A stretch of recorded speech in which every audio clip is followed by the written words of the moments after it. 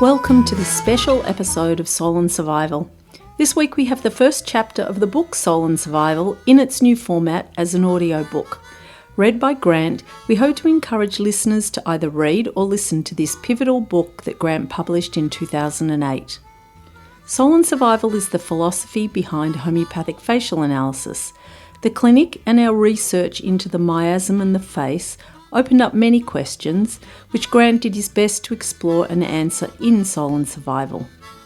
Chapter 1 is a creative chapter exploring the idea of recreating history, that is, the struggle to survive in different environments and the skills and attitudes needed to do so. Later we came to realise this same topic is called evolutionary biology or evolutionary psychology, topics not heard of by us at the time of putting Soul and Survival together. We're going to have a short discussion about the book, and then Chapter 1 will be available to listen to via this podcast. The full book in audio format should be available soon. Well, hello everybody and welcome once again. And today is a little bit different. I think you've got a different format, Louise. Yeah, we've been discussing doing something a little bit different, and you're working on doing your book Soul and Survival in audio format, which is kind of nice. A lot of people like just listening to books these days. So that's Chapter 1's going to be available to listen to as part of the podcast this week. But we've been asked to do just a little bit of an intro on, just give us a little bit of history. I know you may have spoken to the audience about this before, but just a reminder of what your thoughts were in 2006 and 2007 when you put Soul and Survival together.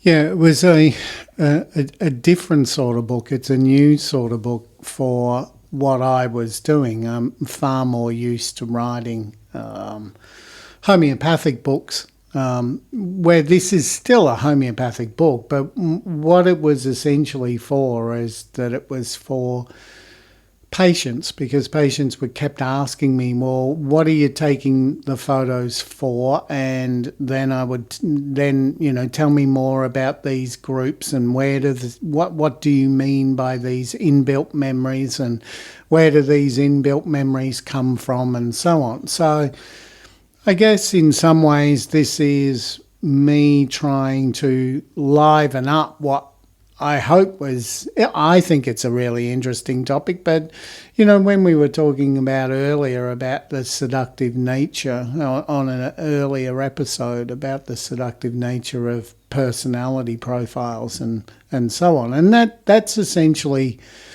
because we're programmed for the story.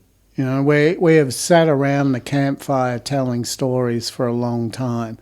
And if something is, I guess, dry, and, if it's almost numerical in its delivery, hardly anyone is particularly good at maths, and particularly the way that maths is taught and so on. There are always people that are just crazy good at it, but most of us have to do it because we're made to do it. And why don't we like it? Considering really, when you think about it, it's quite an interesting topic. But the reason that most of us are not interested, particularly in those teen years when we're learning it, is because it's not a narration, it's not a story, it's not life, it's not humanity in that sense.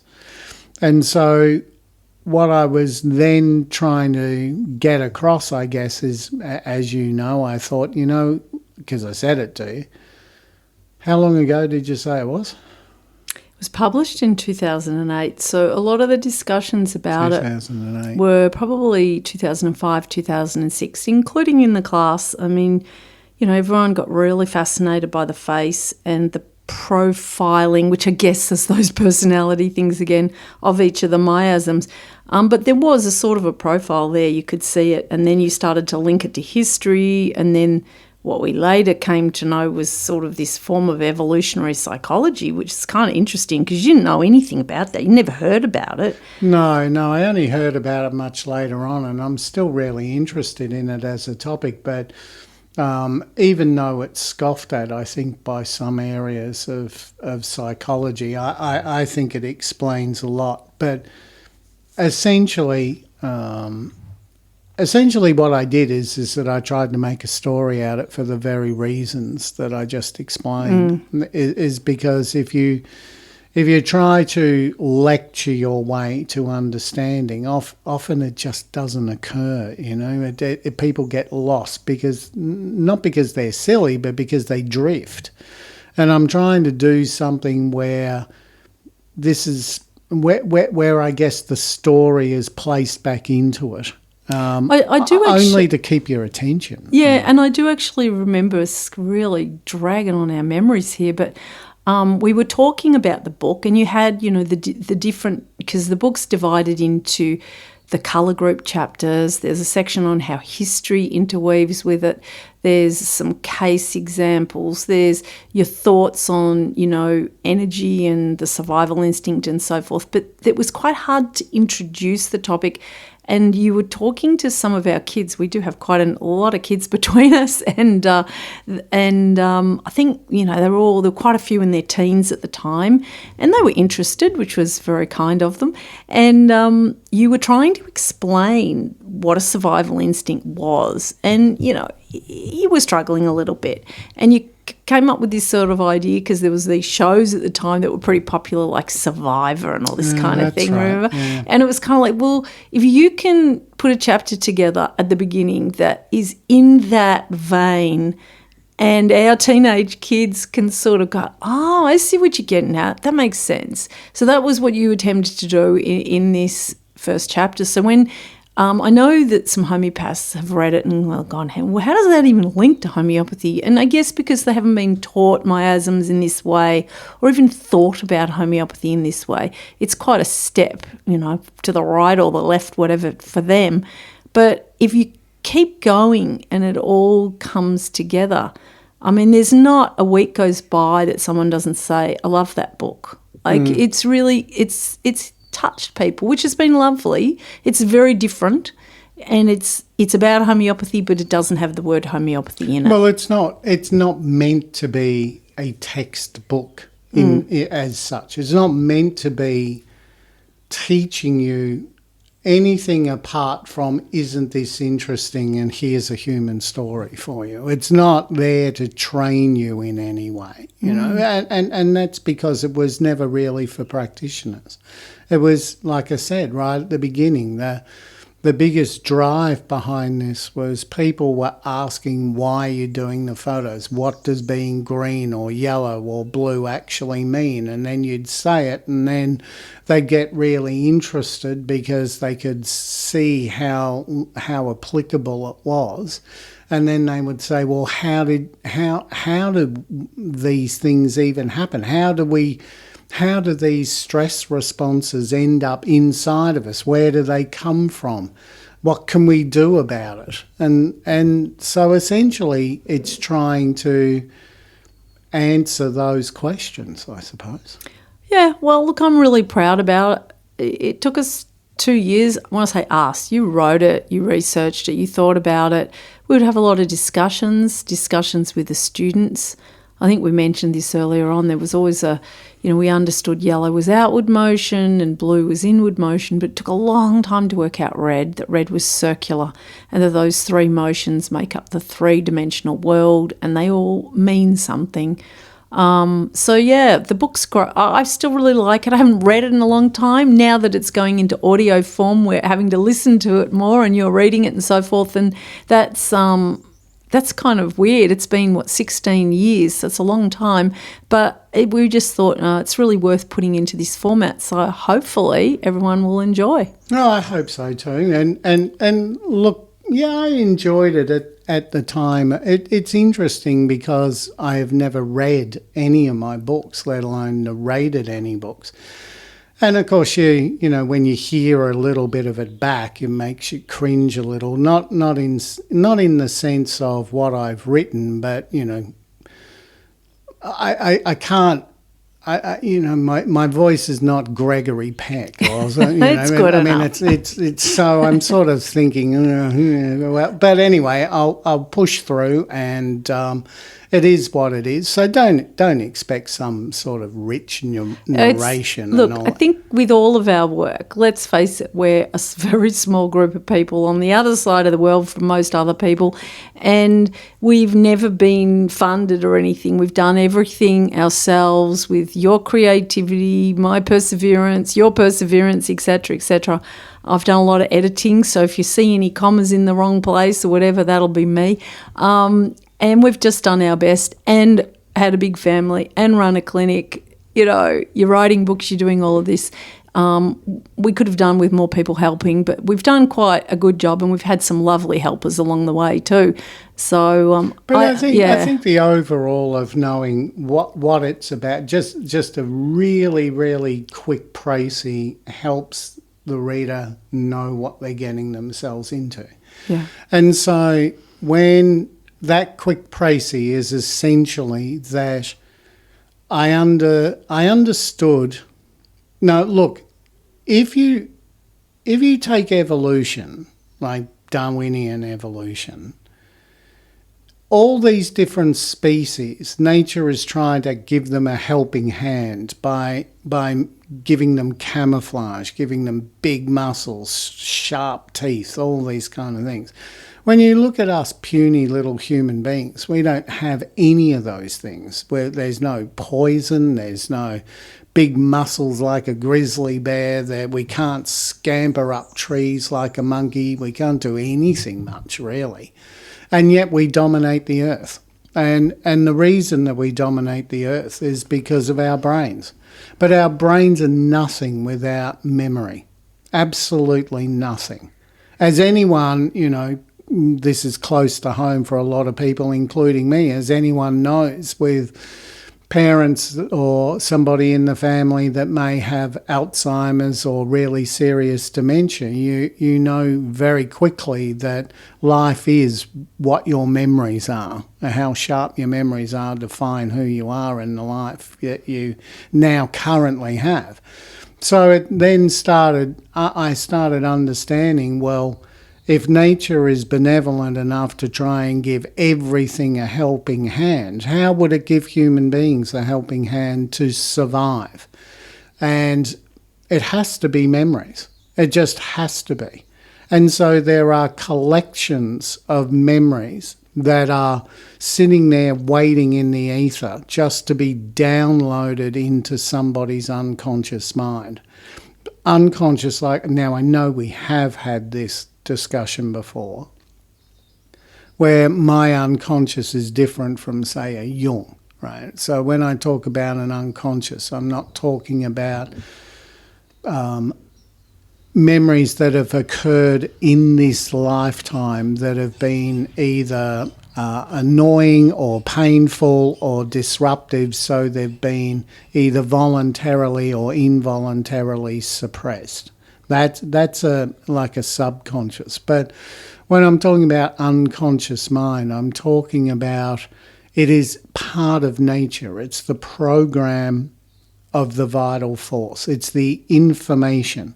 And that information is about what has succeeded, but more importantly, because it's all about danger avoidance.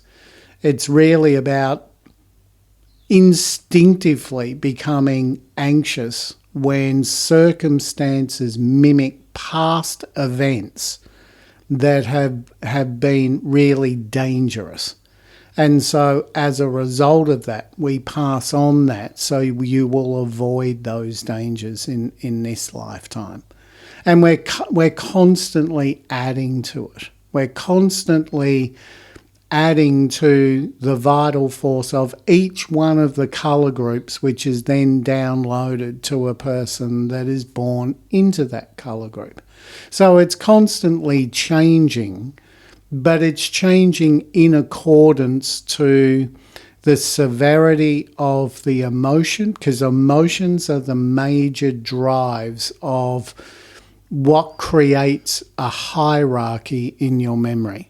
So the more emotional that it is, the higher up the hierarchy it goes.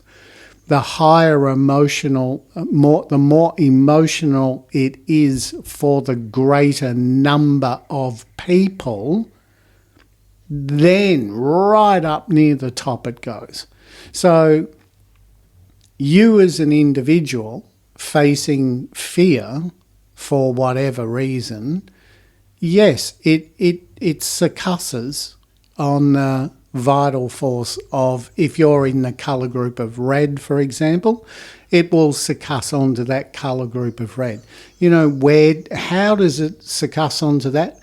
You know, I've got a sneaking suspicion that's what sleep is. Sleep is the succussion of your emotion. It's a download onto that sort of cosmic program that will be inherited by other red people. But so that one fear that you have is included, but generally it will be swamped unless there is a collection of fears that are roughly of the same vibration, meaning that the same type of protagonist, the same trigger or the same stressor usually creates, you know, a reasonably common response. And this is where history becomes really important, because some things in history, like if you're a green person now, let's just change. It's no coincidence that if you're a green person, that the more stressed you become, the less you can sleep, the more industrious sometimes you become, the more wired you become, the more your senses go on red alert. And then if you take one person, yes, okay, that's succussed onto the green miasm or the green survival instinct or the green vital force, whichever one you want to kind of, what am I trying to say? You want to use as your example. Example, or you want to take on board. But then if you go into something like World War II, which happened in a green time, where you've got all of that tension and you've got that need to be on constant alert because you don't know what's coming your way. You have to sleep with one eye open. You cannot relax. And in fact, you know, this is why you get modalities like worse for rest. You know, because rest is a danger time. That's when you could be hunted down. You know, that's when someone could sneak up on you. This is why they'll have sleep patterns where they'll fall asleep, but you know, maybe within a half an hour to an hour later, bang, they are just wide awake, and the body's just saying, "Nah, we've had enough. Get up. You know, we're not letting you relax anymore." And that's where it comes from. That's why green people do this, because of this collective memory of highly charged emotion and essentially just really dangerous tragedy. And it sounds on the surface like, you know, nature's giving you a hard time by not letting you sleep and whatever. But when you see it in context as to where it's come from, you understand why it's giving green people these attributes. Now, what you do need to understand is that the more that you recognise yourself in a particular colour group, the more out of balance you are, because these are stress responses. So you're only actually going to experience them in times of stress. And so if you're experiencing them chronically, then it's really time to do something about it, and it's time to book into the clinic, because you're burning up energy like crazy. Right? So these things are not something that you're going to be experiencing all day, every day, unless you are in a state of stress, because now what's happened is the balance is tipped. You've gone from just conscious deliberation into instinctive mode, and instinct is doing its best to draw on all the memories of the past to try and help you out. And you will have all the responses of somebody on a battlefield, high senses, looking around yourself, looking around, hearing things, a block away at night, so it's waking you up, the whole sort of thing. But it's there because when you're in danger, remember we're talking about a program, it's not the mind, right? It's a program. And what it's doing is that it's playing the odds. It's saying if you're in a stress situation, well, the most common stressful situation in the green time was this. So here's what helped people survive it. So there you go. Have a bundle full of it. So when you get a clinical situation where someone's exhibiting these traits and their facial structure validates that they belong to that group, then a remedy from that group that repertorises on the totality of their symptoms, or at the very least a few good, strong generals which represent the totality, because you don't have to put in everything, of course, that would be silly, just the main core things. You get an energetic calming of that state because that person's not living in that time. They might be in stress in the current time. And not everybody understands why somebody's in stress, why different people interpret one thing as stressful, another person thinks it's just average. Don't even recognise it for that. But because of these differences, it's really important the practitioner understands that, can utilise it in a meaningful way, can choose a remedy that really does resonate to that person. So if they're a green, you're going to get a green remedy. If you're red, you're going to get a red remedy. And they work so much better. Because the program is set, right? It's like genes. You don't change your genes. The moment of conception, you can turn around and you can say, well, you can determine via epigenetics and stress triggers which aspects of your genes you're going to switch on. Now, you can do that too with the miasm, with the survival instinct, because different circumstances will elicit different kind of green responses. But there is a generic commonality to it. And that's why it's called the common human experience, or it's the subtitle, right? Because there's a commonality to the way this group behaves under stress. Now, the main thing to understand about it is, if you're looking at it from a patient's or just a general person's point of view, is that you need to understand that this can't be taken away. It can't be removed because it's been given to you by nature to be in your best interest. It's a bit like that, if you see a stick just in Australia, right? You're walking down the bush out in a country track and you see a wobbly stick in the half light, you're going to jump, right? Is that a snake or is that not a snake?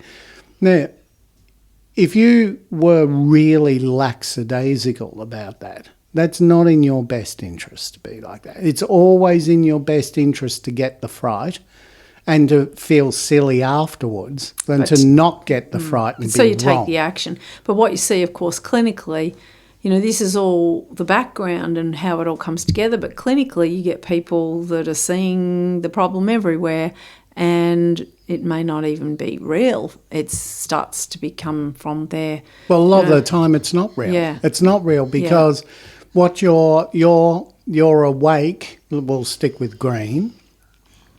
This kid is awake and can hear a noise in another suburb, and that wakes them up, and every creak and every little noise that they're wide awake to. They don't like food all that much because their sense of taste is so acute that they feel overwhelmed by it. It's not just hearing, and now you've got that, they're getting headaches because the sunlight's too extreme. All of this incredible kind of hypersensitivity or hyper awareness of the senses, but it's there to keep you alive under that last green times stress, right? Because it without it you were gone. And so that's what I mean by it saying life is just saying, well, let's play the odds and we'll just dump the whole lot of these reactions in there, whether or not it's even relevant to the circumstance now. Because the same as the snake and the stick, you're better off jumping back than you are to be cavalier and pick it up and then go, oh, wow, wasn't a stick after all. And now you're in serious trouble. So it's going to play the fear odds all the time because it's in your best interest. But once you see that you're stuck in fear, now it's not in your best interest. No, now it's not. And the reason for that is because survival and happiness are two different things. And I try and stress this all the way through the book. This is not about happiness. The survival instinct is a program. It doesn't care, just the same way as your nails grow. Your nails are going to grow whether you are sad or happy. It doesn't care. They're absolutely irrelevant. You could be racked by the deepest despair and your nails are still going to grow because it's just a program. And this is a program too. And it doesn't care about your happiness because that's not the point. The point about this is survival, and that's it. It's material survival, physical survival. That's all that it's programmed to do. But we want to live a life that's better than that. And so when we're not living that life, we feel as if we've been gypped. We feel as if life's not worth living. That's the problem, right? I mean, this is the basis of things like OCD. I deal with kids that can be stuck in a bathroom for up to 6 hours a day. And what are they doing in there? Nothing much, but they'll not come out of the bathroom, for example, just in case they get an urge to go to the bathroom. So what they'll do is that they will just stay there constantly, washing their hands and wondering whether they still need to empty themselves. Now, how is that in anyone's best interest? How is that even in the survival instinct's best interest? Well, it's because if it can keep you in a small area, if you're in a state of stress, right, your survival instinct will do whatever it can to keep you physically alive. And if you survived yesterday by doing 1, 2, 3, and 4, it's going to make sure, even to the point of fear and compulsion, generally by fear and compulsion, that you are going to do 1, 2, 3, and 4 today. Not only that, you're going to do it tomorrow and the next day and the next day. And you're going to do that because it's going to force you to do that. And it's going to force you to do that because it knows it can survive. That's as simple as it gets. It's tragic though, isn't it? Because we deserve a life of both survival and happiness. And that happiness can only be found when that survival instinct is not removed but quelled, calmed. It's told via the remedy and particularly the repetition of the remedy, which somebody asked this week, do you still do repetition of the 30C? Not that we only do 30C, but you definitely do repetition because repetition of the energetic message is very important for the body to relearn how to be calm and balanced. Well, the body's drained, right? So you always need to understand that the body has a very small homeostatic range of anything, and that includes energy, before it goes into hyper and hypo mode. And once it goes into that hyper or hypo mode, particularly with energy, it's really, really difficult to bring it back into balance. And that's the beauty of homeopathic remedies. But the problem with homeopathic remedies as they're being taught is that here you go, have a 1M and that should do you for the month. So that's sort of tantamount for you to come to me and say, you know what, my energy's really down. I haven't eaten for a long time. And I say, here you go, here's 19 pizzas, but you've only got the next few hours to eat them. Now what we'll do is that I'll give you another 19 pizzas in 6 weeks' time. Does that benefit you? Not much. It keeps you, it'll do some good. But what's better is to give that person some nutrition every single day. Now that's what a repetition of dose is. It's giving you the energy that an energy depleted body requires, and it's doing it every day. How do you know that it needs it every day? Well, we know that because we use energy, right? We need to sleep for a third of our lives. We need to eat 3 times a day, although some people debate that, but we do. We need to eat fairly constantly. We need to rest, even in that 2/3 of the time where we are awake. We're not running around constantly. We can't do it.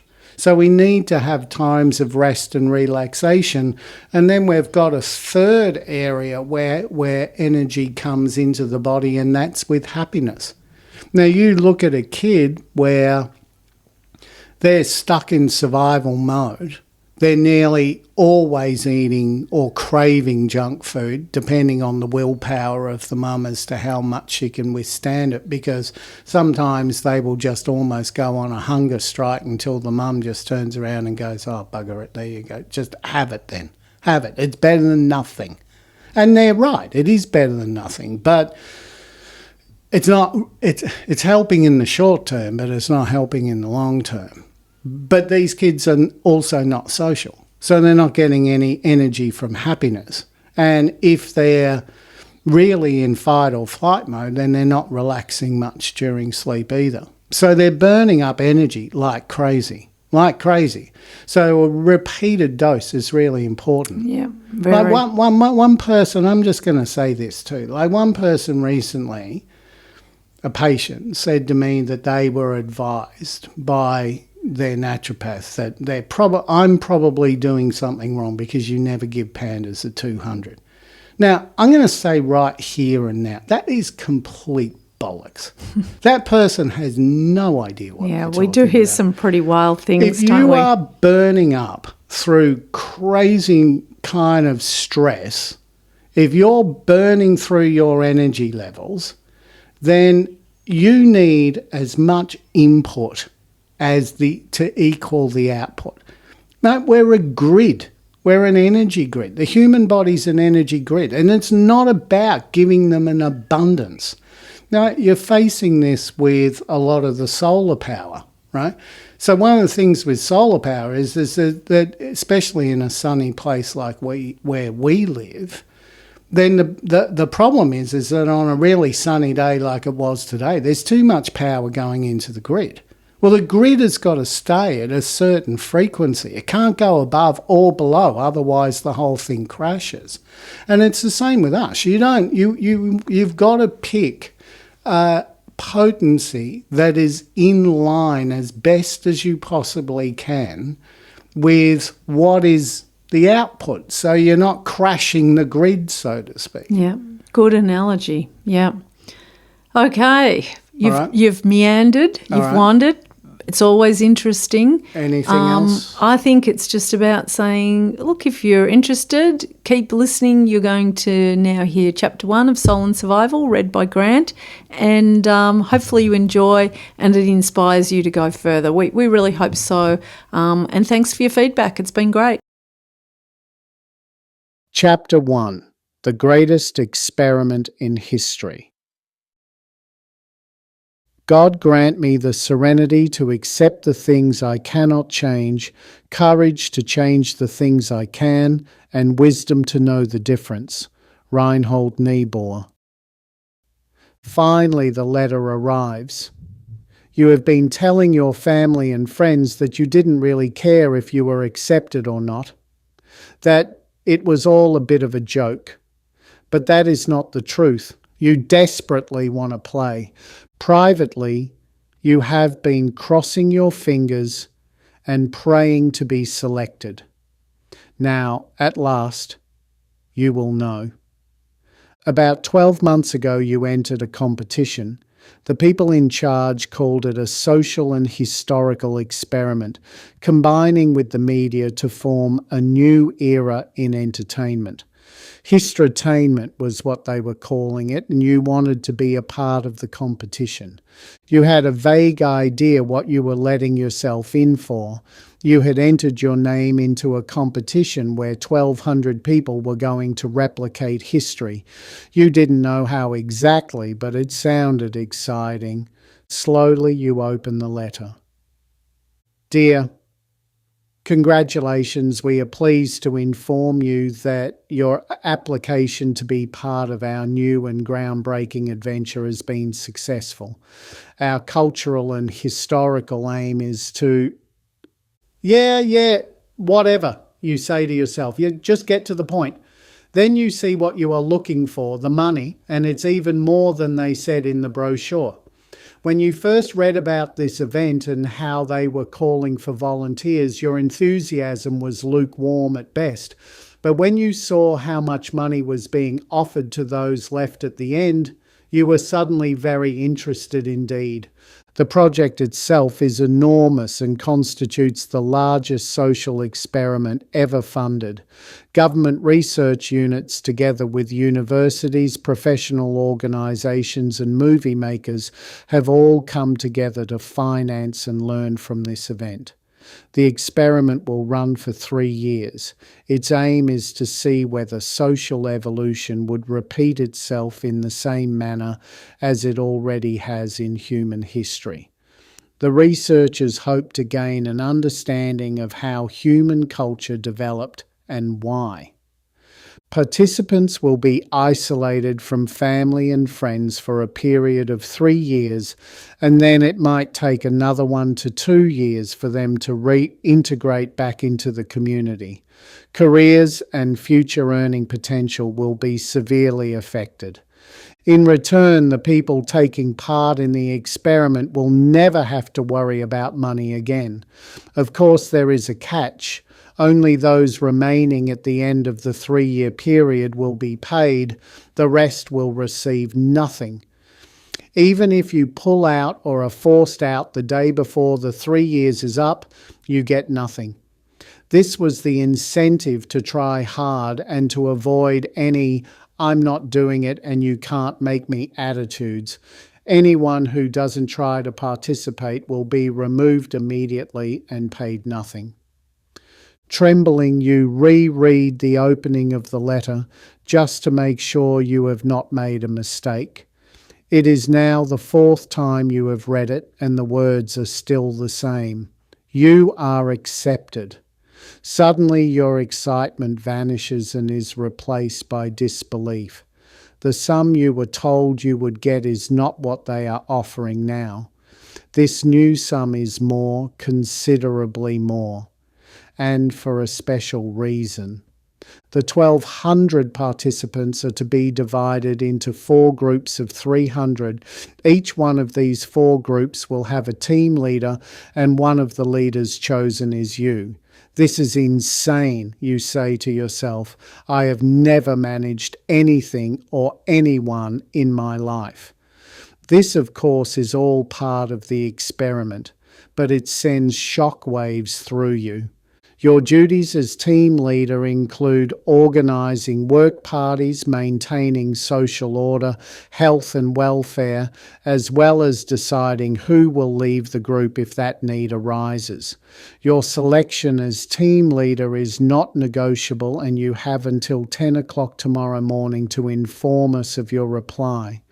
Your reply will consist of a single word, either yes or no. Failure to accept this team leader position means you forfeit any place in this experiment and any future dealings with it. We look forward to your reply. This is why you are being paid extra. After a sleepless night weighing up all of your options, you finally and nervously send your decision. Yes.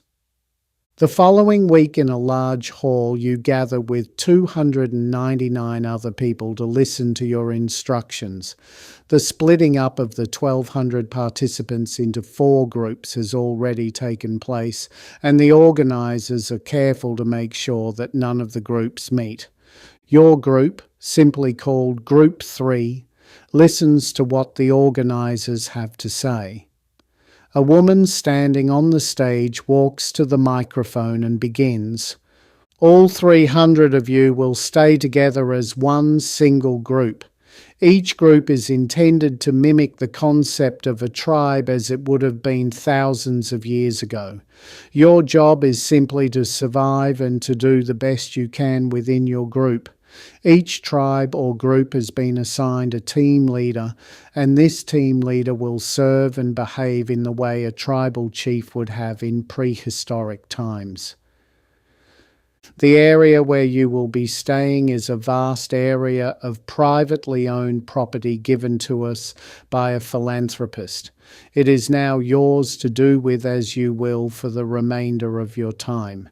You do not have to be environmentally conscious. In fact, you can choose to tear the whole place down if that's what you want. The property is vast. It is a mountain that stretches down to the sea. Being near the ocean, the mountain catches the clouds, so significant rainfall is experienced on one side but not on the other. This gives us our 4 diverse ecosystems or habitats. One is the upper half of the mountain itself. This is an alpine environment. The lower half of the mountain, rich in rainfall and soil, is a heavily wooded forest environment. The third, the one in which you will reside, is a coastal environment. And the fourth is the dry side of the mountain, where it is mainly open, flat pasture land. As you have probably worked out, the 1,200 participants have been divided into 4 groups. Once you have been assigned to a group, you must stay in that group for the remainder of the experiment. Anyone disobeying this rule will be sent home and they will forfeit any payment. We have placed cameras in every camp so behaviour and compliance can be monitored. The rest we leave up to you.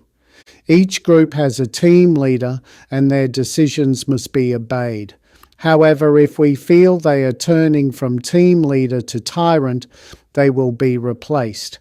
Anyone who is asked to leave or who leaves of their own accord will be sent home immediately without remuneration. Each group's allocated area is one of the 4 ecosystems. From now on, the groups will be referred to by the name of the habitat they dwell in. Group 1 is now the mountain group or mountain people. Group 2 is the forest group or forest people. Group 3, that's you, are the coast group or coast people, while Group 4 are the plains group or plains people. People from each group must reside with that group. This means you are free to talk and to meet people from other groups, but you cannot live anywhere else but with the group to which you have been allocated. Now, this map shows the zones which represent each group's territory. For example, you coastal people have this area here. That means this area of beach together with the hinterland up to and including all this area until the next section begins. Your section includes an estuary, some marshland, a small open flat grassy area and the lightly forested woods extending to the upper part of the river. The river, as you can see, winds its way down the mountain, almost cutting it in two as it flows across the mountain face before heading in a southerly route toward the ocean. This is where your land stops and the forest group's land begins. In short, the coastal side of the river is yours, while the forest side of the river is theirs. On the mountain, the forest continues upwards until it stops abruptly. Above the tree line is the home of the mountain group. Their territory ranges over the mountaintop and down the other side to the ravine. Here their land stops and the land of the plains group begins. The ravine itself is only small and there is no real problem crossing it. The aim is simple. Try to cooperate with each other so you survive both as individuals as well as a group. Which laws you decide to create and enforce and the etiquette you choose to adopt is entirely up to you. There will be no outside interference unless life is at risk. You will be given some basic non-perishable food stores such as flour and rice, but only enough to last you for a few months. We estimate that you will have enough stores to live off for 1 month if you choose to eat from these stores entirely, or you could survive up to 3 months if you use them as a supplement to other food sources you can organise.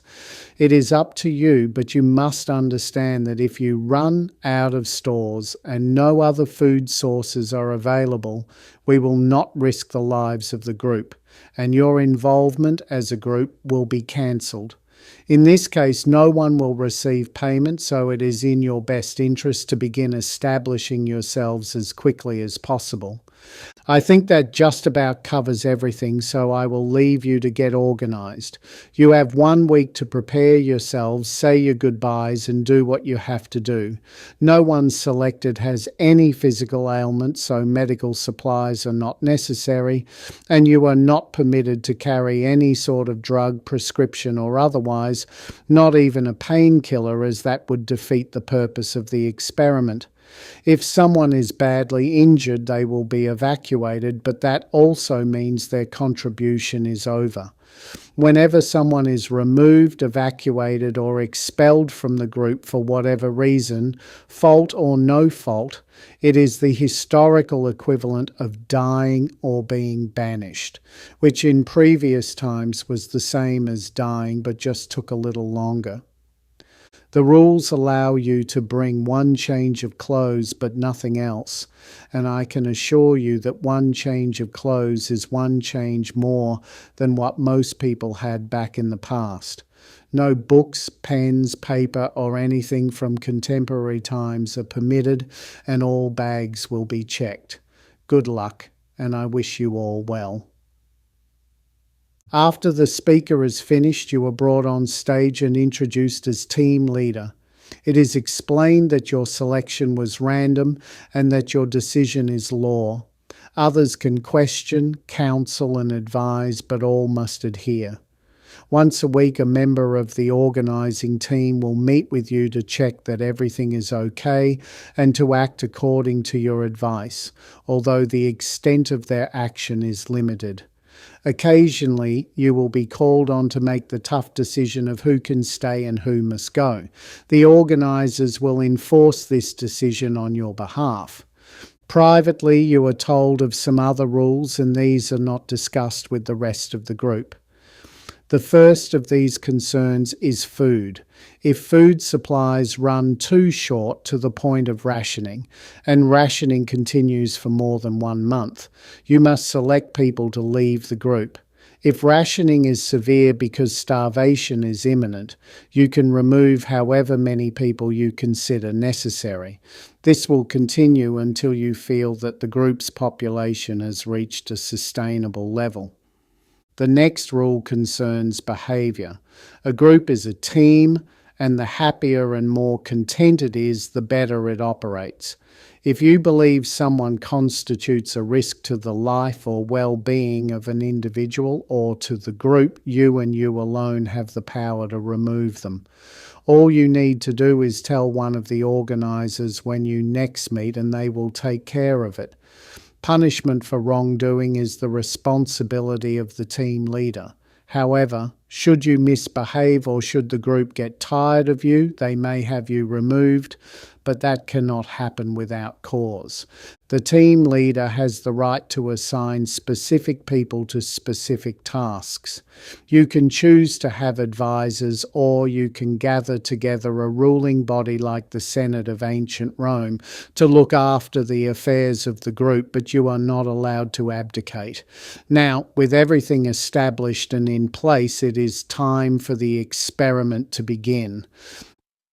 The experiment. One of the first things you notice is the weather. It is summer but not excessively hot, although that could be because you are near the sea. It has only been a few hours since the landing, and after a period of getting to know each other, it is time to look around. Someone suggests that a fire should be lit, and the group agrees, so a few of the group gather driftwood while others spread out to have a look around. Your stretch of beach is long and sandy. The water's edge is divided into two parts. Half of it is open water while the other half is a rocky shelf. When the tide is out, this will leave a scattering of rock pools, and that is good news. About 2 hours later, the group begins to reassemble to discuss their findings. The estuary is salty and extends up to the bend in the river where it begins to freshen. That also is good news. The woodland near the river is open forest and it's extensive, so timber for firewood and hut building will not be a problem. Further down the beach, the flat land rises steeply and there are 5 caves in the cliff face. This is where the group will spend their first night. Some of the group go off to scout for berries and other possibilities for food, but come back with the report that nothing could be found. With night approaching, it is agreed that a few should try to catch some fish, while others will bring wood to the caves for the first night's camp out. But all the plans go wrong. Firstly, after trying for nearly 2 hours, the fishing party returns empty-handed. There will be no food tonight. Even though the group has flour and rice, no one has collected any water, and the caves are far from the fresh water above the river bend. On top of that, there are no pots, pans, or buckets to carry the water in, even if someone had thought of it. You do have 1 box of matches, so at least a fire can be lit. Moving into the cave seems a good idea at first. However, the people carrying the wood struggle to climb the cliff face. Some of them even drop their loads into the water below. Storm clouds approach and soon the wind is howling. A strong onshore gale drives rain and sea spray into the caves, which are nowhere near as deep and protected as it first appeared. With bellies rumbling and cold, wet bodies shivering, the first night of 3 years passes. Hardly anyone sleeps, and over the course of the night, complaints turn to bitterness and tempers fray. Some begin to take charge, telling everyone what should be happening, stating how different things would be if they were in command. By morning, alliances have been made and loyalties divided. Groups have formed within the group and enemies created due to the crosswords exchanged during the night. Some are pleading for calm while others want to go home, and it has only been 12 hours. In the morning, everyone comes out of the caves, assembles on the beach and looks to you. Clearly, something has to be organised. The most basic of basics is food and shelter, so you arrange the group into separate units. The first is a large hunting group and the second a group to gather wood and keep the fire going, while the third you assign to make huts. During the second day, you learn some things you didn't know before. Firstly, you learn that attempting to catch fish without hooks, bait, or nets is an unproductive task. Secondly, you learn that chopping down trees without an axe is just as difficult. Thirdly, because you still do not have any pots, you discover that uncooked rice is revolting. Slowly but surely, the group gathers its momentum and the first week finally passes. At first, a few seem to be luckier than others at catching fish, but you soon realize that it is not luck at all. In the evening, when the tide is low, large schools of stingrays come into the shallows to feed. A man in the group works out a way to catch them by using a branch to pin them to the sea floor, dragging them to the beach along the bottom and flicking them onto the sand like a scoop. Using sharp shells as knives, stingrays are cut and skinned and thrown onto the fire. Other hunters soon follow, and stingrays are being caught continuously. Some hunters are good enough to catch 1 or 2, while others catch 5 or 6. After a few weeks, it becomes clear which hunters are good, which are average, and which are not very good at all. This is important knowledge, and the continuing existence of the group depends on you understanding who is most skilled. Although in raptures over the taste of the meat in the cooked stingray wings, a woman in the group is alert enough to realize that the barb at the end of the stingray tail would make a good spearhead. Next morning she sets about making spears, and soon some of the hunting party have weapons. Now, not only are stingrays being caught, but so too are other fish, all due to the spears. The introduction of the spear means you now have to make your first real decision as leader. Who will get the spears and who will not? Obviously, there are not 300 spears, but then again, not everyone fishes. But even for those who could fish, there are not enough spears to go around. The woman who makes the spears has managed to make a dozen throughout the day, but that is hardly enough. So who gets the 12 spears? The 12 best hunters, of course. You are pleased with yourself. At first you thought you could never manage this role. You were sure it was more than you could handle. But you are feeling confident now that you have made the right decision. And what's more, it was easy. You had already noticed that some of the hunting party were luckier than others, but you also know that when luck is consistent, it probably isn't luck at all. Some people are just better hunters than others, so when it comes to deciding who should get the limited number of spears, the answer is obvious. The people to get the spears should be the ones who can make the most use of them.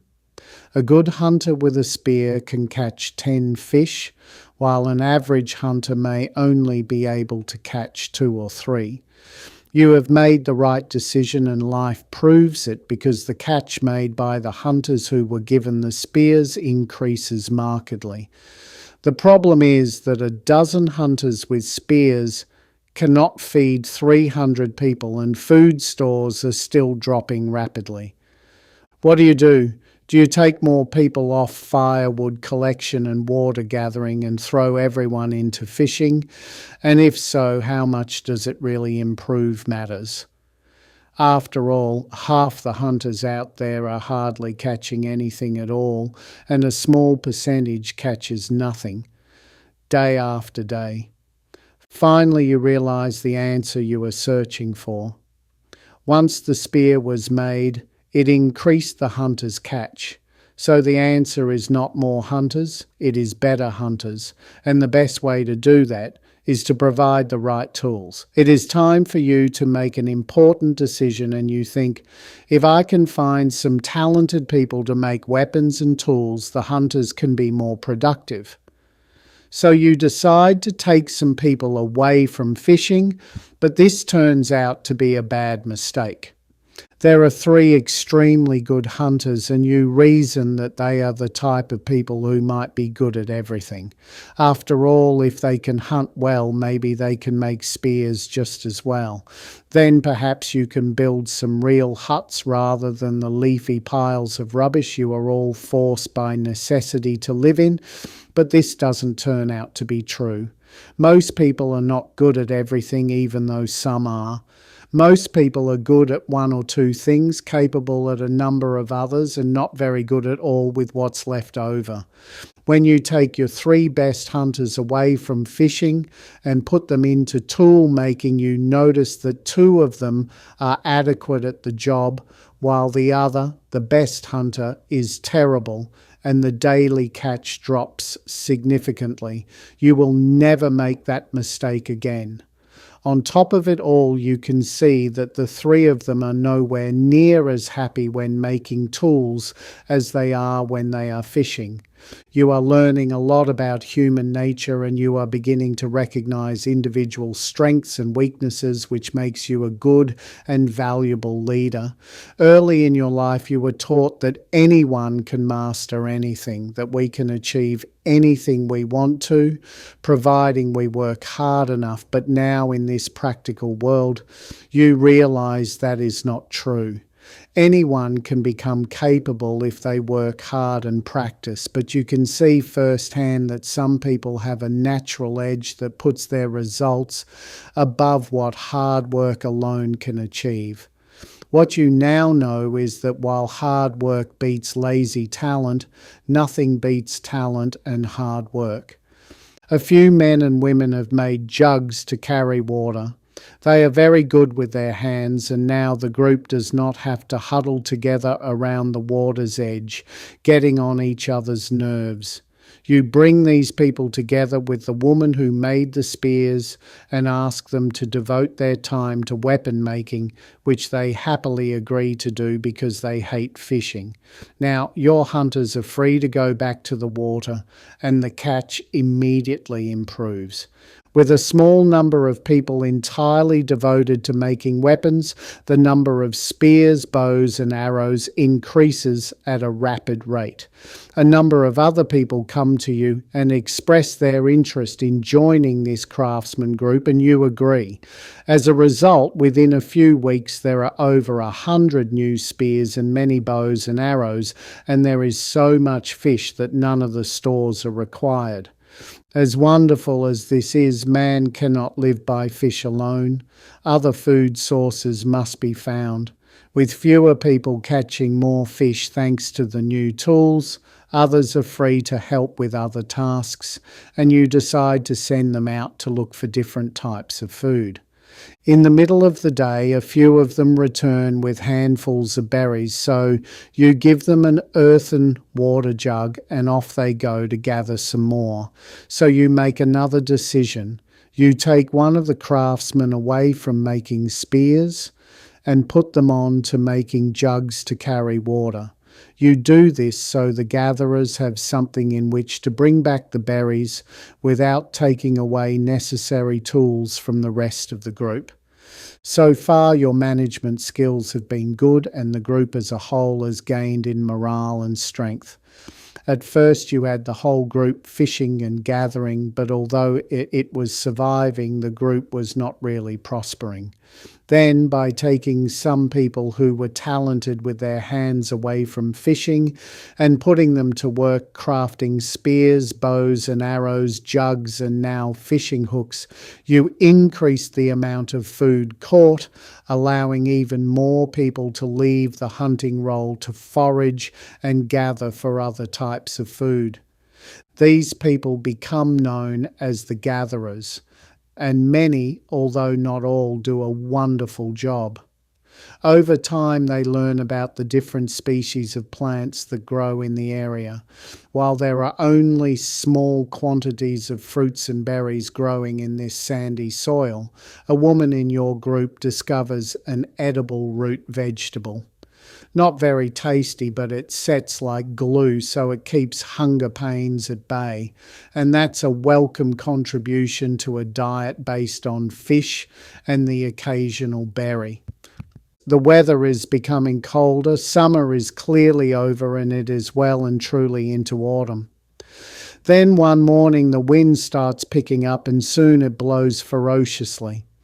The winds of summer usually came from the west, but this wind blows from the east, and fish in your bay do not come close in to shore while a strong easterly is blowing.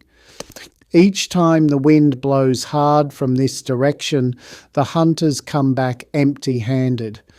So far, this has not been too much of a problem because you have been able to dry and smoke fish and have some reserves.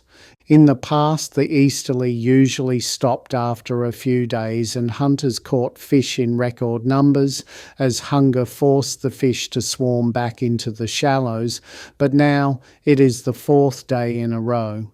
The week passes and you are now well into the next week and still the wind blows from the east and the catch is small. On top of this, the berries and fruits are also disappearing as the season changes, and all that is left is the vegetable you call glue root and a few leftover stores. By the third week, you have placed the group on severe rationing. As usual, you meet with the coordinators of the experiment as you do each week, but this time you must discuss the food shortage. It is clear that some people must leave the group or everyone will starve. You dreaded this moment, but it has to be done, and you know it. You call your council together. 2 people from each craft group who represent the others working in that field. The agenda of the council meeting is simple. When there is not enough food to go around, people have to go. The task is unpleasant and turning people into numbers unsavoury. In the past, you would have been revolted by people who were forced to separate others, judging this behaviour as disrespectful to the sanctity of life, but now you are in this position and there is no other way. Centuries before, this same event occurred time and time again, but in those days it was for real.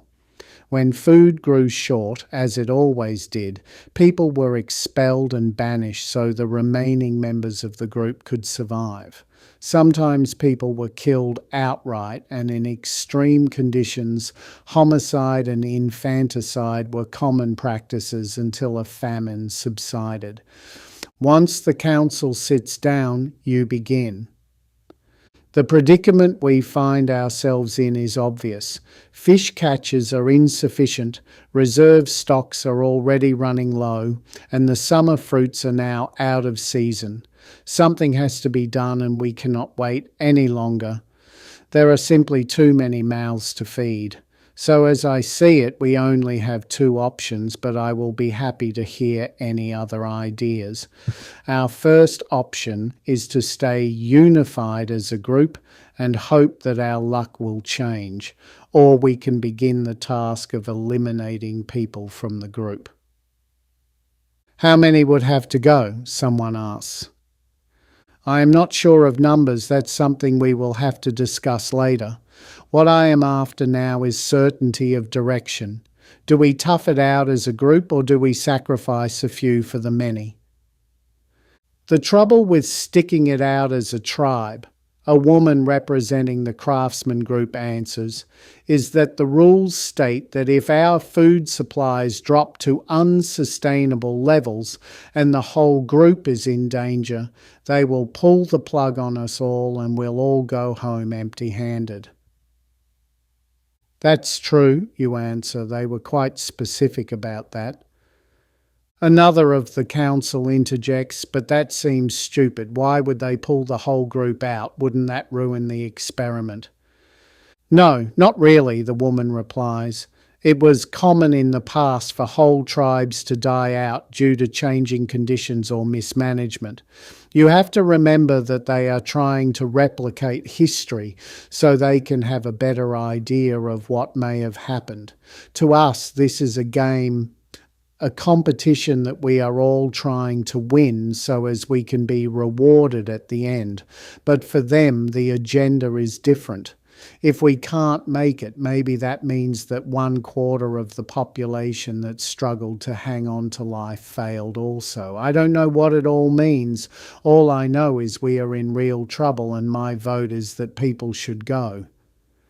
This is not a democracy, you remind them. There is no voting here, just opinion. The decision itself is mine and mine alone. Then my advice is to reduce the number of people in the group. the woman replies. Okay, you continue. Is there anyone who disagrees with cutting numbers and thinks we should tough it out as a group? No one replies. It is unanimous. People must go. We cannot make this decision lightly, you add, and the people we choose are going to lose a lifetime's worth of money, and for some, this was their last chance.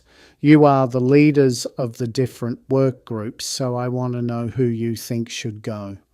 At this point, you sit back and watch as talk turns to argument, and argument turns to anger, and it is here that you intervene. This is getting us nowhere. The problem is that we are talking about individual personalities, whether we like them or not.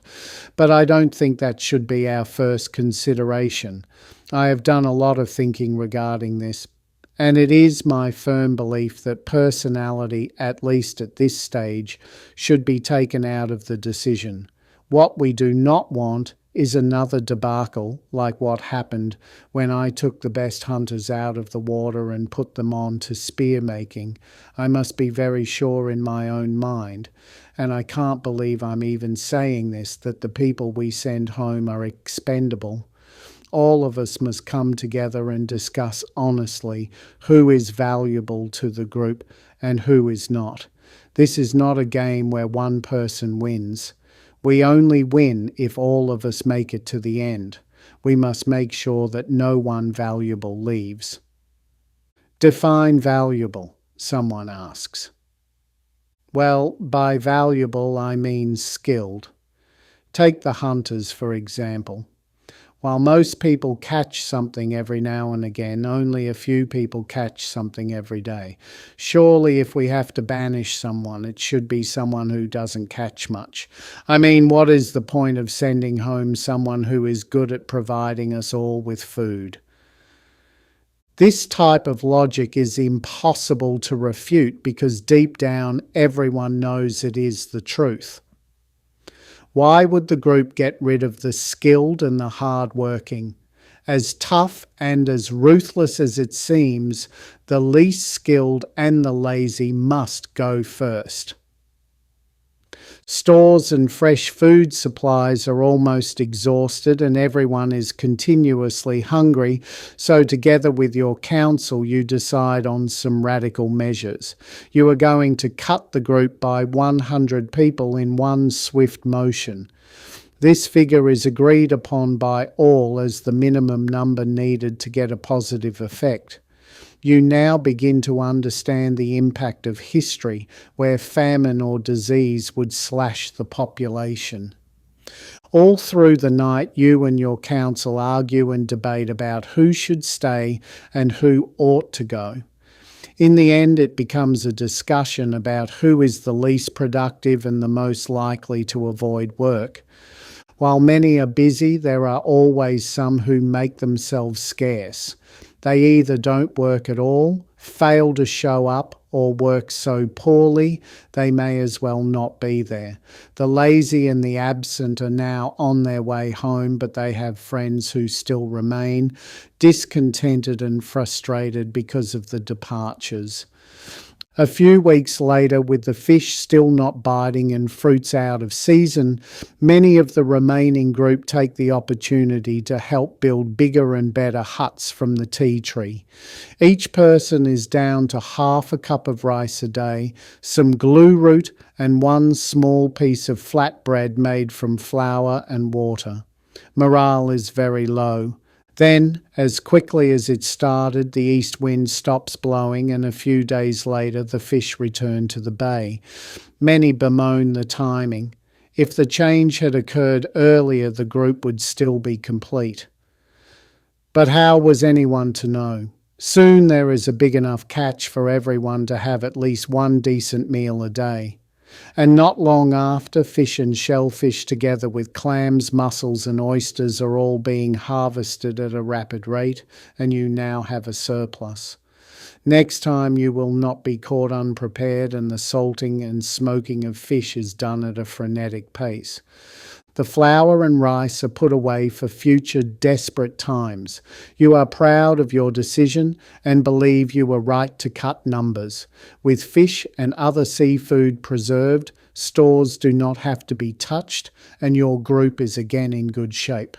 The gatherer group has been cut down in numbers, and some have been reassigned into hunting and craft. Trying to do their best, some of the gatherers decide that desperate times call for desperate measures and cross the river to scout for food in the forest group's land. After travelling for some time, the scouting party smells wood smoke and realises they are near the forest group's camp. Some are nervous about being on forest land uninvited, but the party agrees to make their introductions. Two of your group ask whether the forest group is short of any supplies. What each group hasn't known until now is that different supplies were allocated to each group. Everyone had assumed that all groups were given the same. On their return, the scouting party tell you what transpired. Because the forest is usually more bountiful, the organisers had decided that the forest group should receive less food but more implements. As a result, they have a surplus of axes and shovels, but due to low rainfall, they are desperately short on food. In fact, the forest group has sent 150 people home in order to survive, 50% more than your own radical measures. The self-appointed leader of the scouting party has a long discussion with you about the possibility of trade, and when you agree, they start their return visit laden with salted and smoked fish. 3 days later, they return with as many axes, shovels and knives as they could carry. Up till now, the craftsmen had been using axes made from shells and sharp rock, but now they had real tools. Since the gatherers' first visit to the forest group, trade has taken place regularly, and now you have more axes than you need. So it is time to establish a group of traders for the purpose of trading what you require rather than making everything yourself. Travelling without permission through the forest group's land, some of the traders go past the tree line to the mountain group, while others keep moving until they reach the plains people. The mountain group were given no food or tools. They received goats, sheep, tents, and a number of buckets.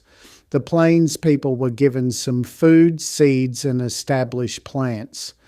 Over the next few months, your allocated traders deal with all three other groups and build your supplies to a level where you now have some, albeit minimal, comfort. However, to keep trading, your group must keep providing fish or you will receive nothing in return. On a number of occasions, supplies still run precariously low, and each time this occurs, people are expelled. Those left are trying hard to not upset others in their group or to fall behind in their responsibilities. All fear the next expulsion could be them. Throughout history, this same event has occurred over and over again as groups and tribes went through periods of feast and famine. The fear of rejection that resides in us stems from this heritage. So too does a sense of responsibility, as well as the need for approval. To the organisers of the experiment, events are moving along according to plan. Of course, society is going to develop differently in this controlled environment, so how history actually unfolded can never be really known, but so far it is a good start. The people in this experiment bring their existing knowledge to their group, something that in historical times people had to accumulate over time. With winter's arrival, life becomes more desperate for all, but especially for the snowed-in mountain people, since much of the feed for their animals disappears. The mountain area has a supply of small, tough plants and grasses suitable for the warmer months, but in winter the land is infertile. Even the plants that exist in the summertime are far too few and woody for human consumption. The mountain group survive by living off the animals that live naturally in this environment, using their milk, blood, and meat as food. Only goats and sheep can live from the meagre growth found in the mountains. The mountain people and their animals are suffering. In desperation, they drive the herd down the mountain onto the plains so their animals can feed. But this is not their land, and the plains group had cultivated much of it. The plains people use this land because it is less arid and crops grow easily and quickly. The sheep and goats destroy a large part of their crop, and the plains people demand recompense because they too are facing hardship and shortage, but the mountain group have nothing to give. Retreating back into the mountains, many of the group herd their animals back down to the plains at night. If they don't, their animals will die and they will lose everything. The farmers know the animals are eating their crops, but the organisers can't interfere. There are often altercations both within groups and more frequently between groups. Envy and desperation develops when the traders bring back stories of access to animals, grain, and implements that the others do not have. On a few occasions, small parties attempt to steal from another group, and all groups have to implement some protection. The plains people, left with no other choice after the invasion of the mountain people and their animals, form a security force. As happened in history, the need for the warrior begins. The plains group now find themselves in a predicament. A subgroup has developed consisting of a small number of people who are loud and aggressive. At their last meeting, the Plains Council decided the subgroup had to be broken up. Some wanted to be rid of them, but others wanted them to stay as they were hard and diligent workers. The trouble was they drove many in the group too hard and expected everyone to have the same endurance they had. They were exhausting, and with their surplus of energy, competitive and driven. The Plains Council thinks of banishing this subgroup, but then they have a better idea. The subgroup can become the group's security. They have the endurance to patrol the long distances required, as well as the attitude and demeanour to deal with potentially volatile situations. The mountain people, of course, reply with a strategy of their own and form their own group of heavies with the express purpose of taking food. You know of all these events because your traders tell you when they return. The mountain people are not actually bad or doing the wrong thing by stealing food from other groups. Maybe the plains people are bad and selfish for not sharing. You understand that dividing life into good and bad is irrelevant and confusing and leads to failure of understanding. The plains people are not selfish, they are protecting what they have, and the mountain people are not bad, they're hungry. If the mountain group do not get food for their animals, the organisers will fail them and a lifetime's worth of money is lost. But if the plains group give them their reserve, they have no reserve of their own. One more calamity and they are out. Everyone must protect their own self-interest because scarcity of resources requires it. Even in the forest, food becomes scarce over winter, but at least there is enough when combined with the food you trade to them to keep the forest people going. Your own tribe, the coastal group, are faring well and have developed largely because of your good management. You realized early that people have strengths and weaknesses, and you put people into tasks appropriate to their skills and personality. That means your tribe is the most productive of all. And so the year passes. The groups have by now become well established and trade regularly with each other. The plains people have started crop farming while the mountain people shepherd their animals. Hunters still dominate both in the forest and on the coast, while craftsmen and traders play an important role in the lives of all. During spring, summer and autumn, life is pretty good on the whole. But now winter is approaching again, and you realise the flimsy wood provided by the tea trees and wattles and other light coastal shrubs is not enough for proper housing.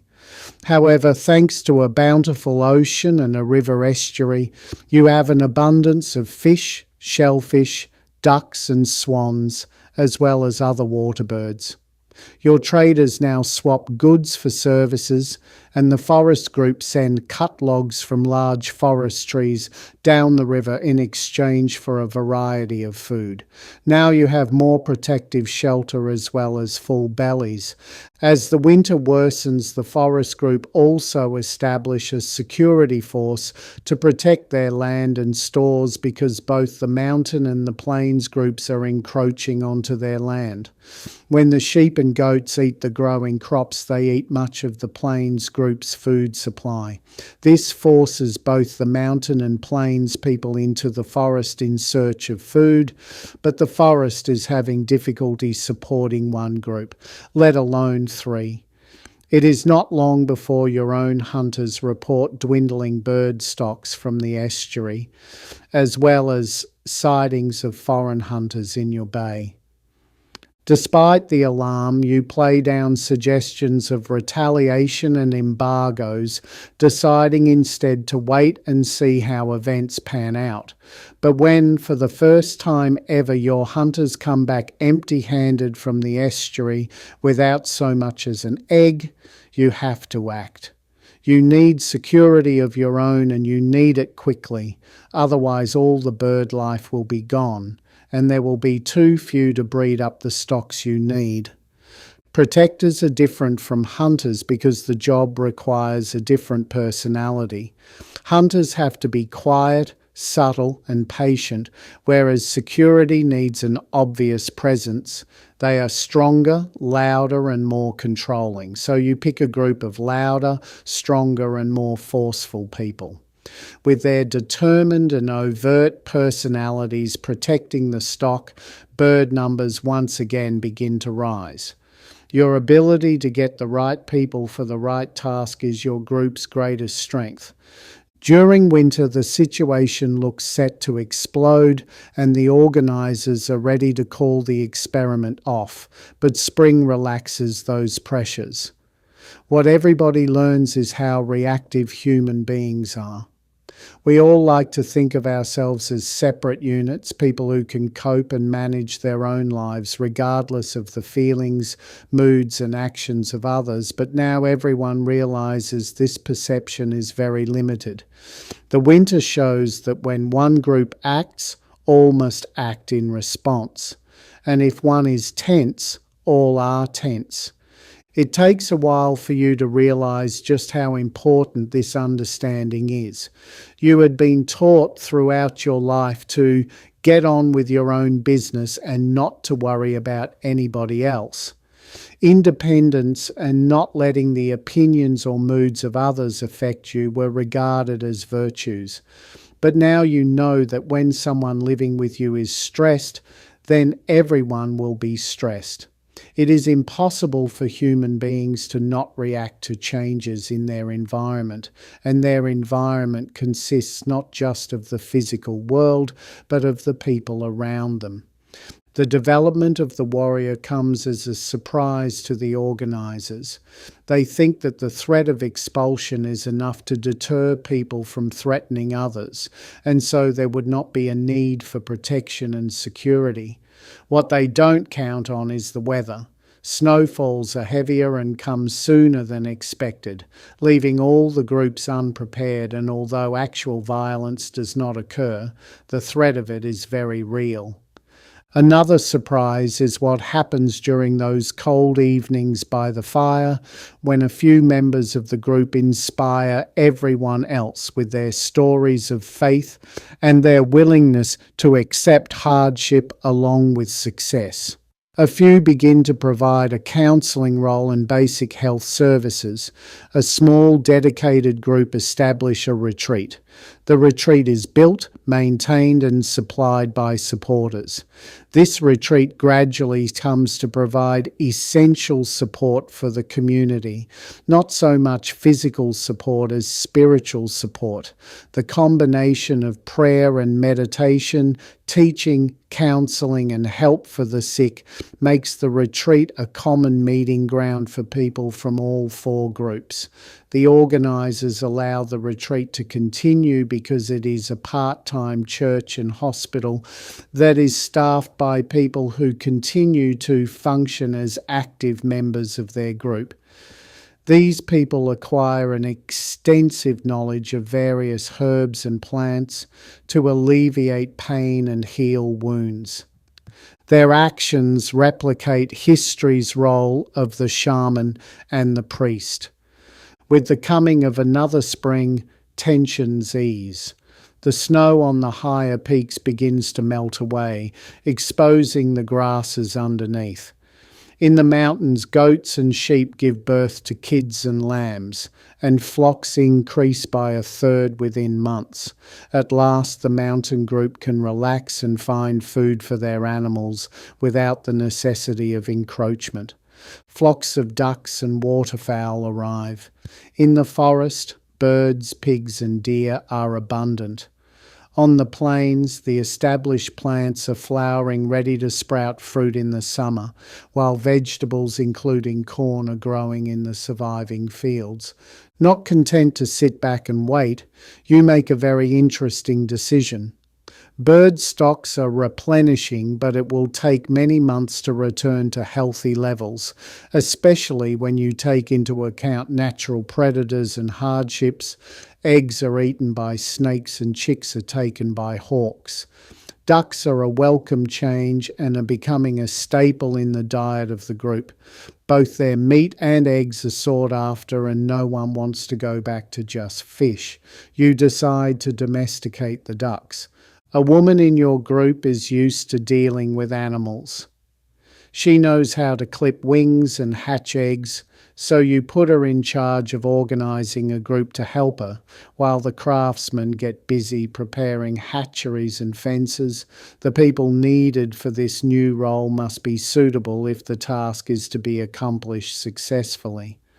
Bird domestication requires patience, nurturing, management and protection. After several months, this subgroup are making great progress and the operation is hailed as a success. The hatchlings, because they were raised by hand, have bonded with their handlers and now follow them wherever they go. Soon they will be mature enough to breed and other hatchlings will follow. By next winter there will be enough ducks and swans to supply meat and eggs for the entire group. Your traders in their dealings have bartered food for seeds. As part of their original survival package, the Plains group were given a large supply of seeds. This included grains and vegetables as well as a variety of established fruit trees. As a result, the Plains group crave meat, so fish, oysters and ducks become a valued delicacy. The people in charge of the ducks, swans and water birds do such a good job that soon there are more birds and eggs than the group can use, so a number of live ducks are carried by traders to the Plains group in exchange for seeds. The vegetables the Plains group have grown finish their season and turn to seed. Now that you have these new seeds, you decide to take a number of people away from foraging with the gathering group and put them in charge of growing a garden. Soon your coastal group is growing its own plant food. The soil is sandy and the garden could never provide self-sufficiency for the group, but the vegetables added to your diet are beneficial. As you experience the renewal of your last spring of the experiment, you take stock of the situation you are now in. For the last year or so, life has been comfortably secure. Once you had passed the halfway mark, you began to realize that things were starting to settle down. You had a sustainable food supply and people were feeling fairly content. The threat of violence diminished as it became clear that those left would survive until the end of the experiment. You made it through the third winter with no real troubles. But how different things are now to when you set out on this adventure nearly 3 years ago. At the beginning of the experiment, 1,200 people were taken to a remote spot with a bare minimum of provisions and told to survive on their own. 3 years later, the experiment is concluding with 4 thriving, interacting, self-supporting communities, but there are no more than 200 people left. If the experiment really does represent the development of human history, then an important insight has been gained. The majority of human beings did not survive. Your group consists of just 50 people by the experiment's end, even though you had started with 300. The development of sustainable resources dominated the group's available time, and only by extending beyond hunter-gathering to developing tools, domesticating animals and trading goods and services were these sustainable levels reached. By the time these levels were reached, 5/6 of the group were no longer present. If this figure was the same as real history, more people died or were rejected than the number who stayed and lived on. Another insight was the necessity of skill and cooperation. Each time resources became short, somebody had to leave, and it was your job to select who would stay and who would go. This ongoing stress meant the group was not particularly happy as people competed with each other to remain included. Many times you contemplated what it must have been like in real history, where banishment and rejection meant starvation and death, not just losing a game. What made people in the experiment struggle and compete was the amount of money on offer, but in real life, banishment meant the end. You have learned a lot about yourself and social interaction. You have learned that surviving the elements is only part of the struggle. Before the experiment, you thought survival meant food and water, shelter and protection from animals. But now you understand that survival also comes from harmonious living. You have come to realize that people's greatest survival tool is each other, and as team leader, it is now obvious to you how much human beings depend on the skills of others. Before the experiment, you thought that being a hermit and only needing to feed yourself would be an easier life than having to provide for a group, but you soon learned this was not the case. You now realize that the reason human history is filled with tribes, towns, and cities is because we are communal creatures who depend on the assistance of others. Without hunters, the group would have starved, but without craftsmen, the hunters would have no weapons. Without the trader, your diet would not be varied enough to survive, and shelters from wood would not exist.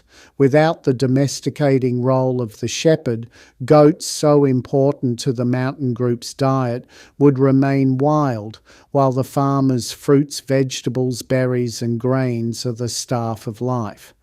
The warrior ensures the hard work and welfare of the group is protected, while the priest tends to the sick and reminds people there is more to life than food.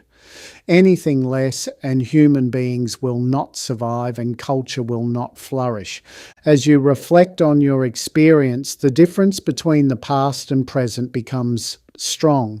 You were raised in a rich and peaceful country. This means you were getting adequate pay, sick days, and food and water to spare, variety and the luxury of boredom. But your days with nothing to do stopped abruptly with the beginning of the experiment, and so too did being selective about food. Sick or not, everyone got out of bed. Not contributing meant forfeiting and going home because there was never enough food to go around and no one wanted to share with someone who gives nothing back. Before the experiment, examples of taking in abundance were all around you. People complained about their purchases and were fussy about food. They craved and they desired, and there was insatiable indulgence. You never realized how good plain fish could taste until you ate some after 3 days of nothing but rainwater. You never appreciated the importance of a roof that doesn't leak until you spent a night in the rain, and you now understand why the refrigerator was invented. But you also learned a number of other things. For a start, you learned reliance both on yourself and others. You learned to see beyond the exterior of people and to look at their skills. You learned how to cooperate and the deep and lasting happiness of contribution. In the spoilt life of modern times, it is impossible to explain the thrill of catching a fish or picking fruit that you have grown. It is almost impossible for others to understand the depth of the bonds that are forged in a group that relies completely on the skills and character of each other. Through the course of the experiment, your personality also changed. You used to be far more accepting and far more liberal, but that is no longer the case. It was not long before you became intolerant of people who didn't contribute, and your attitude of live and let live hardened. Yet at the same time, your appreciation for those who were making the most of what they had increased. Self-importance faded as quickly as excess weight, and the levelling of the social status of every participant made friendships easier. At this stage, you were all competing with nature rather than each other. Then times got hard and people were expelled. It was your role to play God, to pick and choose. The lazy and uncooperative went first, then the unpleasant and threatening. Finally, everything came down to skill and how likeable and cooperative each remaining person was. If 2 craftsmen had the same degree of skill at making weapons, but one of them had to go, it would be the one that could not turn their hand to anything else but weapon making. If both were equally versatile, then the one to go would be the one least liked, or the one with the most uncompromising attitude. If 2 hunters had the same quick reflexes, the smarter and more likeable would remain while the other would go home. It soon became apparent that to protect the group was to protect yourself. The more anyone contributed, the more the group wanted them to stay. After all, no one is going to remove a person who provides a valuable service and is willing to share. In a life where each is dependent on the other, contribution is everything. Sharing goods and effort is the most valuable commodity we have for our own survival. In a game where so much is at stake and contestants are being eradicated continuously, it is vital to be liked and to be held in high regard. Fear of rejection is ever present, but everyone had to overcome that fear. Do what you have to do no matter what, was the chant in everyone's mind. Hard work got you through the tough times, so harder work will get you through tougher ones. You came to see that just as in the natural world, diversity is the key to human survival, and it became imperative that the remaining players find a niche that they were best fitted to, because you were in the position where you did the choosing. You could see that the most secure people were the ones who were the best at what they did. And so the experiment finishes. Once you have begun to settle back into the modern world, but before you lose track of the issues that have been so important to you in the previous 3 years, the organisers arrange a debriefing session. They have many observations they want to discuss and are keen to hear your insights as to how your society evolved. The organisers explained that your community, for that is what it had become, had developed all 7 of the traditional roles. They had expected that only the 5 practical, productive roles would develop as they had throughout human history. These traditional roles are the hunter, the farmer, the trader, the shepherd, and the craftsman. The 2 other traditional roles, the warrior and the priest, historically played just as important a role, but the organisers did not expect them to develop in this experiment. They were wrong. Your community had developed both warriors and priests. Historically, once agriculture and trading towns became established, so too did an organised army. The militia, citizens who either volunteer or are drafted into the army, were no longer adequate because they could not compete against trained soldiers. Nations and cities with an organised army soon overran those that did not have protection, and from east to west the samurai and knight became a social class of their own. The role of the warrior is not just about war. Sometimes it is not even about fighting. It is about protection and security. The warrior class flourished on every continent, but it was not the only traditional role to develop into an impregnable social class. During the experiment in only 2 short years, with food and shelter at a premium, a spiritual movement began. The workers at the retreat had effectively become priests. The organisers were interested to note that the retreat was not supported by everybody, and some thought it was a waste of time and resources. Only a small number were regular adherents and devotees. The majority supported the retreat because of its works, not its theology. They supported the retreat because the retreat supported others by helping with sickness and injury. The role of the priest is about connecting with God.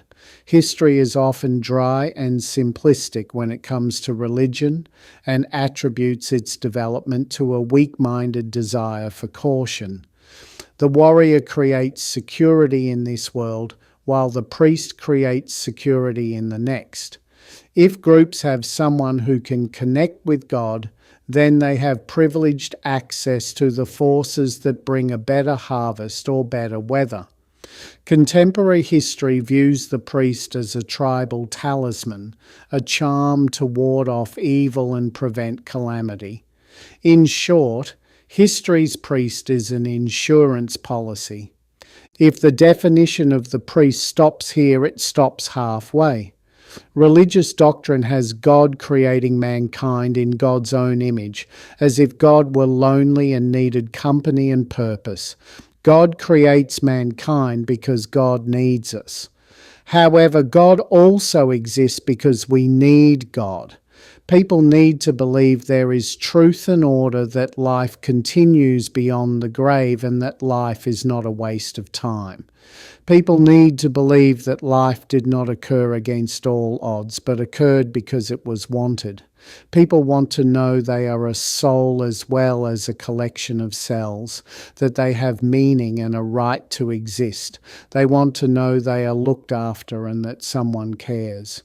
Whether these beliefs are a delusion or not, at a very deep level within our unconscious mind, this is what people want. Stranded in the world of the experiment and away from the flashing lights and instant entertainment of the modern Western world, many participants began gaining what they believed was a deeper understanding and appreciation of life.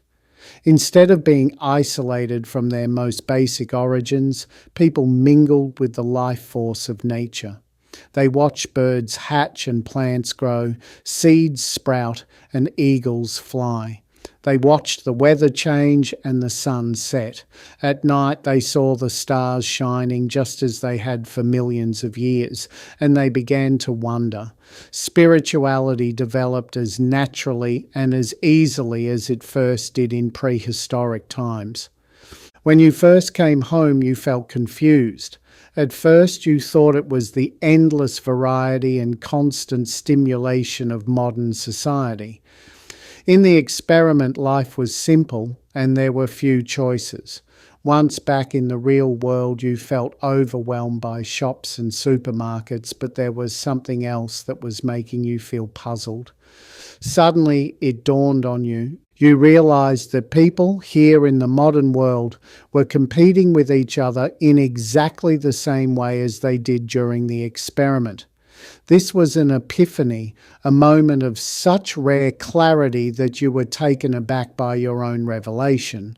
Regardless of the fact that the world now lives in surplus, people behave as if there isn't enough to go around. During the experiment, you lived through times of extreme hunger as well as through times of adequacy and sometimes plenty, so you recognized the difference each situation had on behavior. People are different in times of famine. They are highly stressed and aggressively competitive, while in feast times they are relaxed and more forgiving. Historically, as the experiment showed, more people died or were expelled than actually survived, and the ones that did survive did so by constant effort. In the human history of feast and famine, it is famine that is most dominant, and it is famine that nature must guard against. This is so obvious you wonder why you had not thought of it before. Nature does not have to protect you against good times. It only has to strengthen and prepare you against bad. When nature passes on character traits from one generation to the next, it passes on memories and helpful hints to see you through bad times, not the good ones. Good times look after themselves, but bad times can put you in the grave. Human beings have a long history of feast and famine, and the odds of survival have always been slim. As a result, people compete with each other every day regardless of resources. During the tough times, which was most of the time, the behaviour of people in the experiment was predictable, and that behaviour is exactly the same as the behaviour you witness at home in your contemporary society. Suddenly you understood. Whether you are locked away in an experiment or it is everyday life, people behave in the same way because they have a history of scarcity in their unconscious and a survival instinct that makes them all compete, whether they want to or not. In the experiment, only the last 50 people in each group were really comfortable because the available resources were adequate for the population. Before that time, everyone was focused on avoiding the next expulsion and nerves were on edge. People often displayed an attitude of, it's either me or you. Competition meant you had to win the approval of others by contributing and working hard, or perhaps by running others down. Some did both. A shortage of resources meant expulsion, just as it did throughout history, when the threat of expulsion and death were always present and life had to be managed as if calamity was inevitable. Much of the world's population continues to walk the tightrope of life and death. Life depends on the goodwill of others because human beings cannot make it as individuals on their own. Who does the hunting while you keep the fire alight or fetches water while you sow?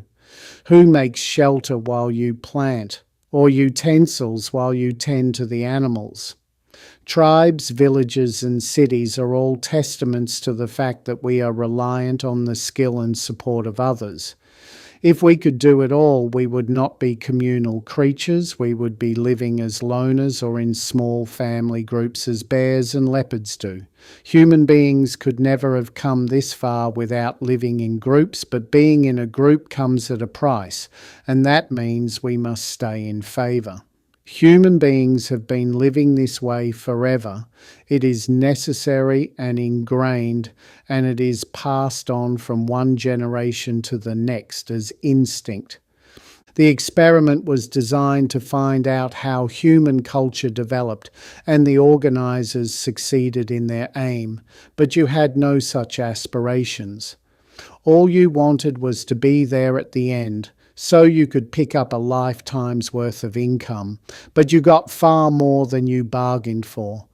You were not searching for answers, but you found them anyway.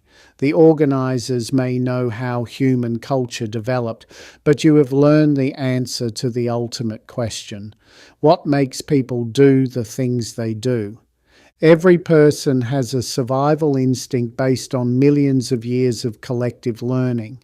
Everyone alive today is a legacy of those who survived before, and we carry inside us all the strategies nature can provide for longevity and effective competition. When times become hard for whatever reason, we revert to this instinct because it is how we have survived the tough times of the past. The survival instinct's sole purpose is to keep us alive and help us compete for resources within a group setting. For someone living in modern Western society, the threat is no longer famine. It is now all those things that we call stress that trigger our survival instinct. By understanding our own survival instinct, we can become better and more confident people as we learn to harness our skills. We will interact more effectively and understand the motivation behind our desires. Most of all, we can use this knowledge to truly appreciate ourselves and those around us. During the experiment, you came to realize that just as in the natural world, organisms survive by finding the niche that they are best fitted to, so too human beings survive in social groups by finding the niche that best suits them. It is these niches that we return to when we feel stressed or threatened. These niches are where our strengths become apparent to us and to others, and where we are able to do our best. They are the arena where we can best compete with others. They are our not-so-level playing field where we have a better chance of winning. This book tells you how to identify your own strengths as well as the strengths in others. It will identify and clarify which instincts against expulsion are still residing within your unconscious mind, why you have certain triggers that set you off, and why certain themes keep recurring in your life. Perhaps you have someone you love, but you find it difficult to communicate with them. It seems that each time you approach a subject, everything explodes into tears or defensive anger. These things happen because you each have different forces and different memories stored in your unconscious. And unless you understand this, communication will always remain difficult. In relationships, stress is frequent, and by the end of this book you will know why. The greater the difference between your unconscious memory, that is your survival instinct, and that of your spouse or partner, the more stressed you become and the more distant you grow. Soon you will know why this is so and how to manage it appropriately. By the end of this book, you will know what your natural survival instinct is, what drives it, and why. You will understand how others see you and what you need to do in order to communicate effectively. You will understand what it is like to be in someone else's shoes. This book teaches you a system to recognize and evaluate the fundamental forces that reside in us all and determine how we respond whenever the pressure is on. You will be able to determine by reading facial features how other people look at life. You will be able to analyze and understand needs and motivations, how to keep people satisfied, and how to talk in their language. You will be able to decide which combination of 7 specific categories everyone, including yourself, belongs to. This knowledge can be applied to any circumstance or environment. It can be used to enrich personal relationships. and it is vital knowledge for parents. Educators can use this knowledge to improve learning by making their teaching specific to the needs of their students. Our health can improve when we understand the ancient ingrained responses we have to stress and the effect of living constantly with stress. In the world of business, being able to understand what is driving other people can lead to greater results in sales and marketing or better strategies for dealing with your competitors. The greatest experiment in history is ready and waiting for you to join. All that remains is for you to open your mind and turn the page.